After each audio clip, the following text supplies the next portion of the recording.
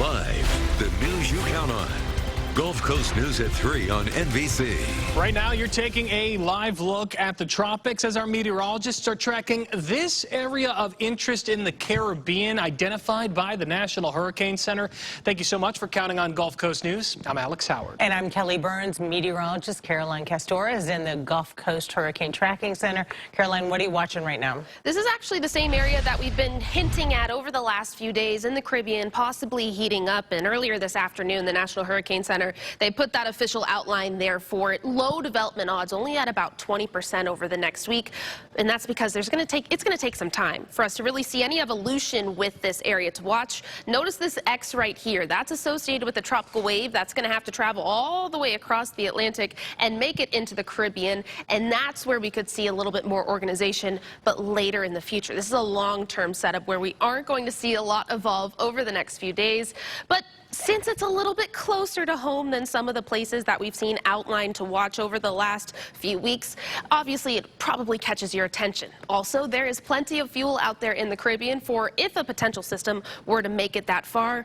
But check this out. This is how far that wave has to travel to even make it into that edge of the yellow area. It's over 1,900 miles. So we're going to keep tracking the tropics. Nothing really has changed forecast-wise for the tropics over the last few days other than the National Hurricane Center outlining that area officially. We had been talking about it, though, at least for a little bit. Closer to home, once again, things are nice for us. The next few hours show that we are in for a great night overall. That's something that I'm going to be focusing on here in about 15 minutes. We have breaking news. 2 girls not old enough to drive are accused of stealing a car and stealing guns from cars in Cape Coral. This is video of them from one of the burglaries last week on Southwest 1st Avenue. Cape Coral police arrested Callie Hill and Lizette Porter for breaking into cars and stealing items between October 10th and October 12th. Here's a photo of the 2 stolen guns that police recovered from Porter's North Fort Myers home. Police say the girls looked for unlocked cars, and that's how they stole one and rode around to McDonald's and even gas stations. Breaking news at 3. A 14-year-old girl is in the hospital with broken bones after a car hit her in front of 11 Bay High School. She was riding her bike to school at the time. Gulf Coast News reporter Kendall Brandt is live in Englewood, where she just got an update on the girl's injuries from her family. I spoke with family members of that 14-year-old girl who tell me that she's currently in St. Pete's All Children's Hospital with 5 broken bones to the hand as well as a broken wrist, injuries to the ribs and pelvis. They tell me she's expected to recover. They're asking for prayers for not only their child, but also the student driver who was behind the wheel here outside of Lemon Bay High School this morning. Now, the Englewood Fire Department tells us that this happened around 7 a.m. this morning, just as the sun was coming up. She was trapped underneath the vehicle. Englewood Fire had to lift the car up to get her out. They say she was alert and a helicopter took her to a nearby hospital. Parents like Tim Brennan say many kids that don't have buses nearby walk and bike to the school in dark right next to the cars.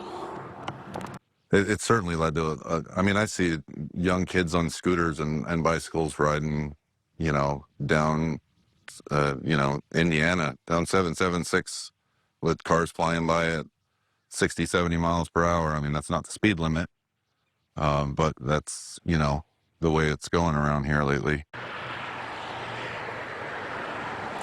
We're still working to learn exactly what led up to this crash. Again, that girl's family is asking for prayers for her continued recovery, but also prayers for the student driver who hit her. Now, they also say that a specialist has to come in from outside the hospital to tend to her pelvis injuries for surgery. You can count on Gulf Coast News to keep you updated. Live in Englewood, Kendall Brandt, Gulf Coast News. Breaking news, Charlotte County deputies arrested 2 women they say offered to have sex with undercover deputies at a pair of massage parlors. The sheriff's office says they arrested Yuling Zhang and Li Shen. Deputies say they received tips about illegal prostitution at a pair of massage parlors. Deputies say Zhang worked at Magnolia Foot and Body Massage. Shen worked at Magic Massage, both of them in Port Charlotte. Cape Coral police arrested a man they say hit a woman while walking on the road and didn't stop to see if she was okay. Cape Coral police arrested Giuseppe Foglia for hitting a woman on Southeast 16th Place and 21st Terrace Sunday. His car mirror broke off when he hit her. Police say Foglia admitted to hitting somebody when police interviewed with him. Hello, Sheriff's Office. Can you come out to me, please? The Sheriff's Office has a search warrant for the premises. New video of Lee County deputies seized nearly $37,000 in 111 illegal gambling machines. This was at 2 arcades and a pool hall. The raids happened at the Miss Q Lounge, Vegas Nights, and the Royal Palm Arcade. Gulf Coast News reporter Samantha Romero is live at the Royal Arcade right now. Samantha, we've seen several raids in Lee County over the past several weeks. Can you explain why this is happening more? Alex, this might be illegal, but the penalties are small and the profit is big. I'm standing right in front of the Royal Arcade, what used to be the business here on Palm Beach Boulevard in Lee County. And as you can see, the signs are all blacked out. There's no sign outside of the business anymore. But local law enforcement and the state is making sure you know they're turning up the heat. Hi, how are you? I'm Detective Smith with the Sheriff's Office. The Sheriff's Office has a search warrant for the premises. You're watching deputies raid Miss Q Lounge, Vegas Nights, and Royal Arcade Wednesday. They took almost $37,000 and 111 machines were hauled away. I spoke with Kevin Jarsinski, an attorney who specializes in gaming and gambling. He says outside very narrow exceptions, these cash payout slots aren't allowed. So why do we keep on seeing 777 signs pop back up? The penalty. So given the amount of money that they're making, maybe the person takes the calculated risk. It's for a misdemeanor, they're going to go ahead and operate because there's so much money being made. A slap on the wrist compared to the take.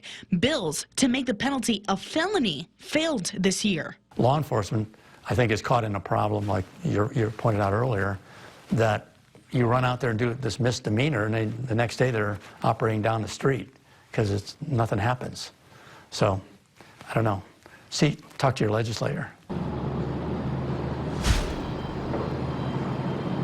In total, officials have gone after 13 places in Lee County since August. I'm live at the Royal Arcade off Palm Beach Boulevard in Lee County. Samantha Romero, Gulf Coast News.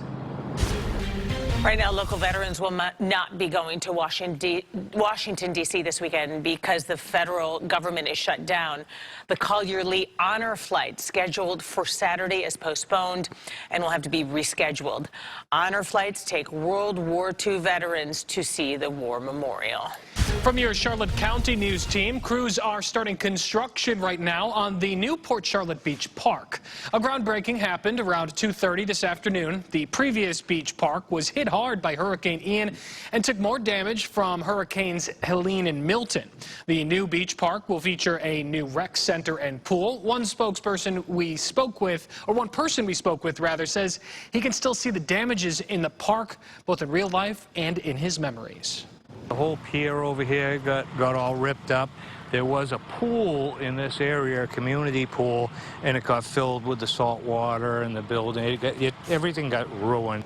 The new rec center is being built with resilience in mind. It'll be elevated to prevent flooding and withstand future storms. The project is expected to be done in December of 2026. Right now, it's just a lot of land, but the city of Cape Coral is looking at ideas about what should move into the area known as Bimini Basin East.